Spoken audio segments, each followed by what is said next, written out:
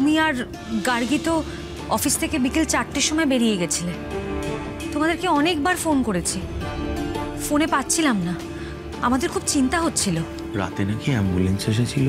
এই কথাটা যেন আপনি ছাড়া আর কেউ জানতে না পারে। তুমি ফোনে পাচ্ছিলে না, সেটা কি আমার দোষ?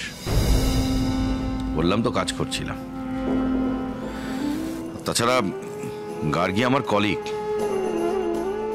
সে আমার সঙ্গে থাকতেই পারে। এ নিয়ে তো কথা শোনাবার কি আছে? আমি তোমাকে কথা কোথায় শোনালাম? আমি তো একটা প্রশ্ন করেছি তোমাকে, তুমি বা এরকম করে উত্তর দিচ্ছ কেন? তোমার জিজ্ঞাসা করার মধ্যেই না একটা অন্য মানে ছিল। আর সকলেই শুনে নাও, এবার থেকে আমার বাড়িতে ফিরতে একটু লেটই হবে। এত ভাববে না। কেন? ভাবার অন্য কোনো লোক আছে বুঝি? ভাবার অন্য কোনো লোক আছে বুঝি?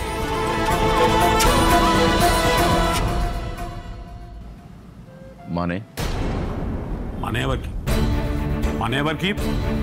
একে তো রাত করে বাড়ি ফিরেছিস, তারপরে আবার এসেই শুনিয়ে দিলি যে তুই নাকি মাঝে মাঝে রাত করে এইভাবেই বাড়ি ফিরে। তুই খুব লায়ক হয়ে গেছিস নাকি? বাবা, একটাও কথা বলবি না। ওর জন্য বৌমা ভাববে না তো কে ভাববে? পাড়ার অন্য লোকে ভাববে?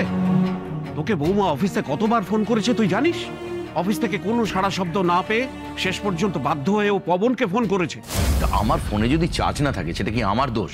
পবন এসে আমাদেরকে বলল যে একটা ট্রাক একটা স্কুটারকে ধাক্কা মেরেছে, আর সেই স্কুটারটার রং হলুদ। এটা শোনার পর আমরা কেউ স্থির থাকতে পারিনি, চিন্তা হচ্ছিল আমাদের সবার।